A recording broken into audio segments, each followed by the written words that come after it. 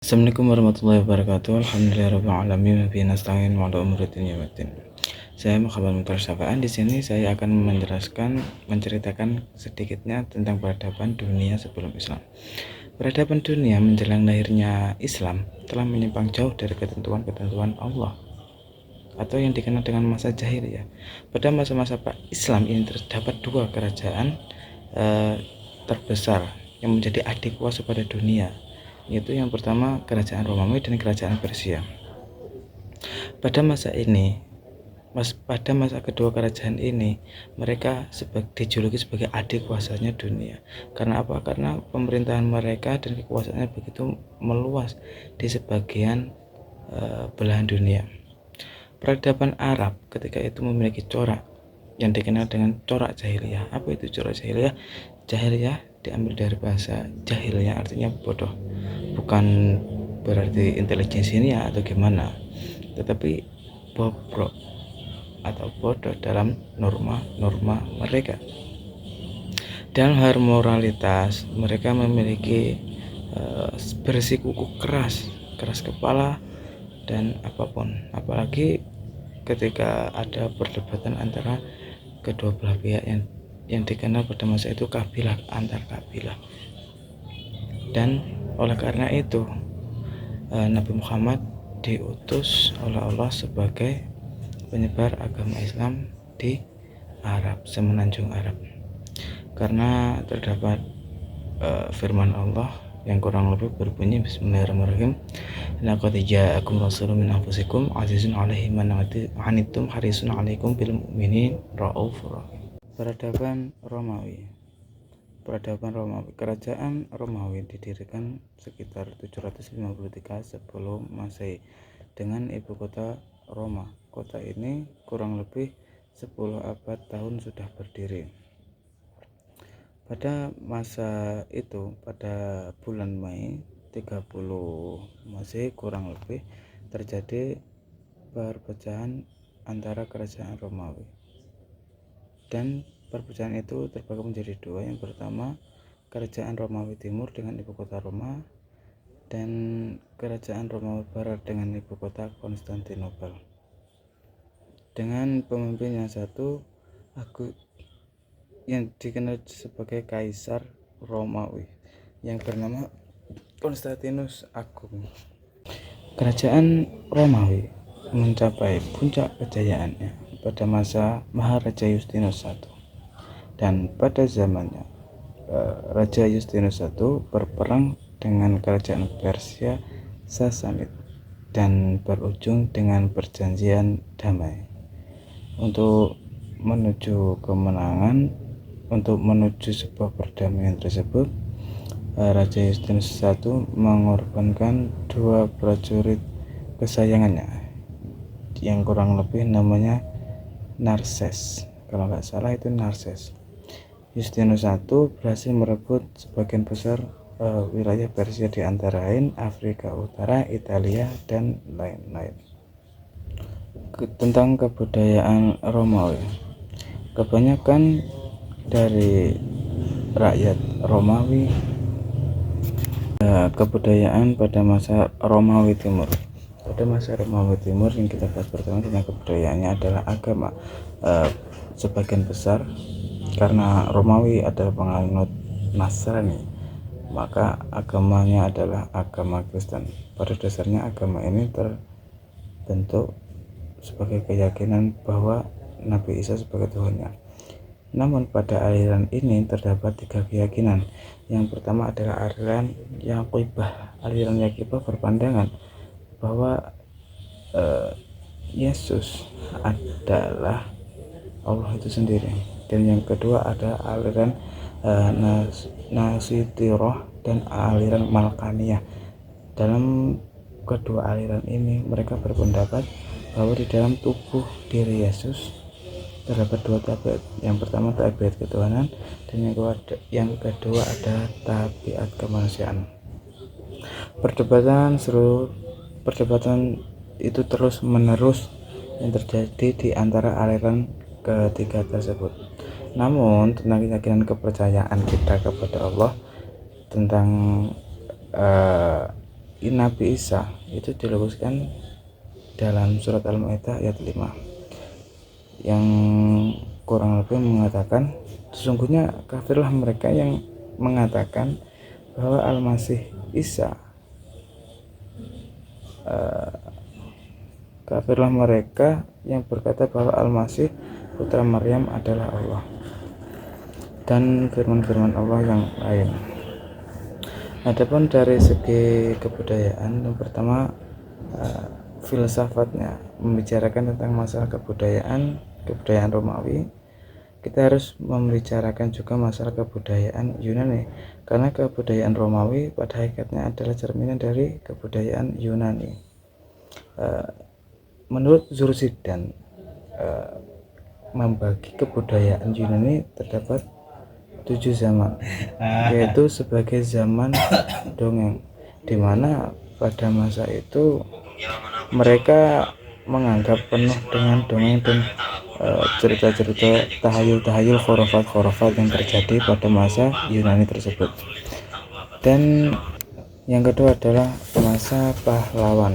Pada masa ini hasil-hasil kebudayaan menggambarkan betapa semangatnya perlawanan yang terkenal lah sekumpulan syair yang bernama Ilyas dan Olympus, dan yang sekarang dikenal sebagai game itu namanya God of War kalau nggak salah.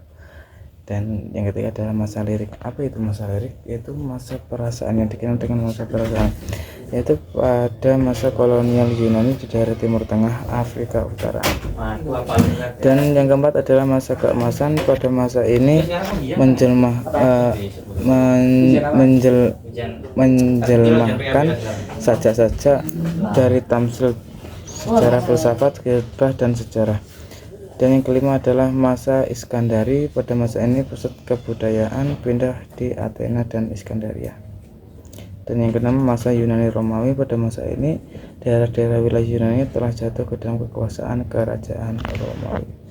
Dan yang terakhir masa Bizantium, yaitu masa akhirnya zaman kegemilangan pusat Romawi Timur, di mana menjadi pusat kebudayaan dan peradaban Yunani.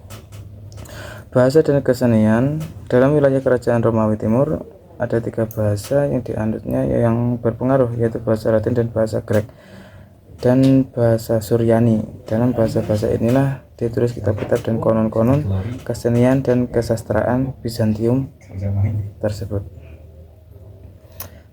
Adapun kesenian ini berkembang terus di Rusia dan Balkan.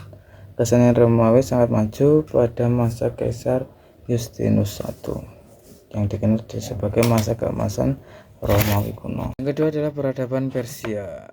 Kerajaan Persia merupakan saingan dari kerajaan Romawi Timur yang kurang lebih berdiri sekitaran abad 753 yang sama dengan kerajaan Romawi tersebut, karena menjadi cikal bakal peradaban pra sebelum Islam dan adikuasa di dunia.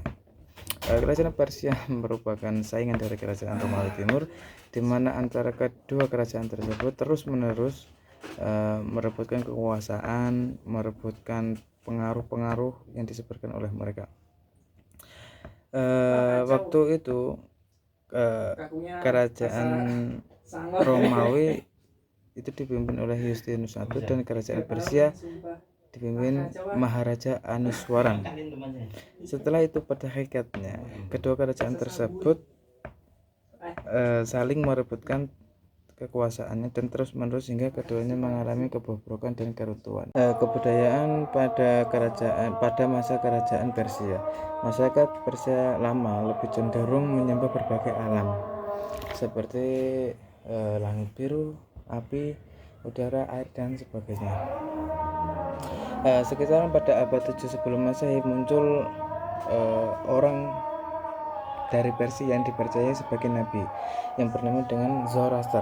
Nah, Zoroaster inilah yang menciptakan agama pembaruan yang ada di Persia. Ajaran Zoroaster terdiri atas 2 prinsip. Yang pertama adalah prinsip konon alam ini sesuai alam berjalan sesuai konon, dan yang kedua alam selalu bertentangan antara berbagai kekuasaan yang diartikan antara cahaya dan gelap.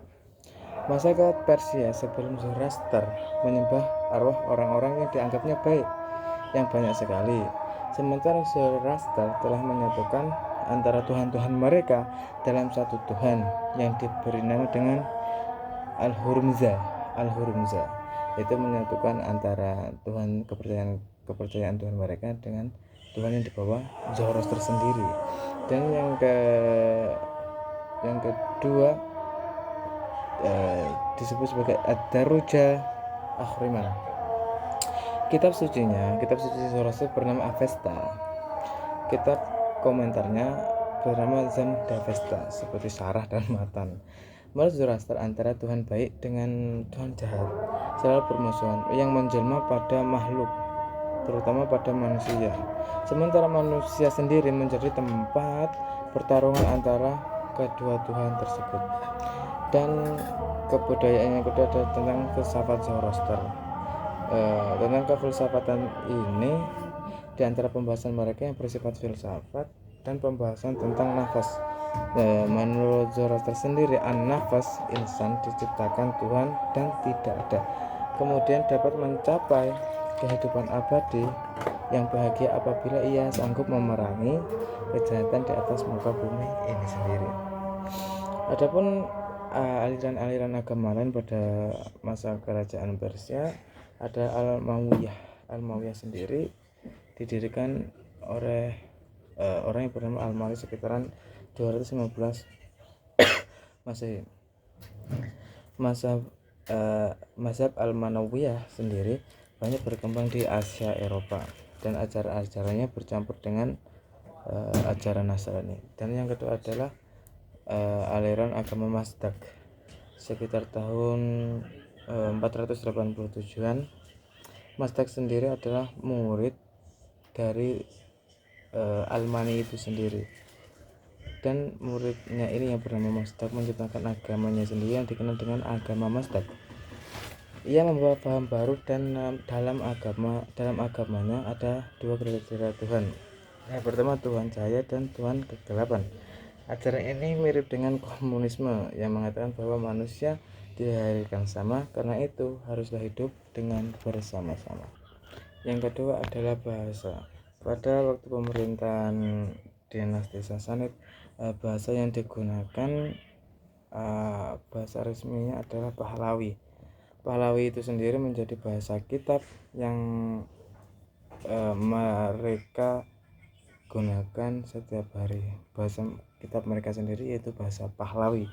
Oleh karena itu, pengaruh kitab agama ini dalam memelihara dan memperkembangkan bahasa Pahlawi itu sangat besar.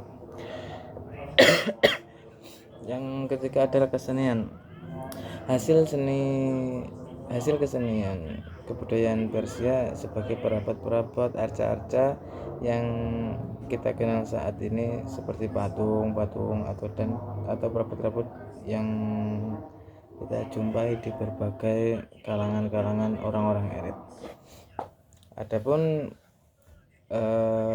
tentang kesenian ini terbagi menjadi 3 masa. Yang pertama masa dinasti Akhmed. Masa dinasti Akhmed itu sendiri peninggalannya sekarang agak tampak, yaitu berada di negara Babilonia. Dan masa dinasti Seleucus atau yang dikenal dengan Archid. Antara sisa-sisa peninggalannya yaitu runtuhan Assyria, peringatan Otokos dan lain-lain. Dan yang ketiga adalah masa dinasti Sasanid. Dinasti Sasanid itu sendiri sisa-sisa peninggalannya yaitu istana yang bergaya Iwan, yang di belakang Iwan utama ada kubah besar itu sendiri.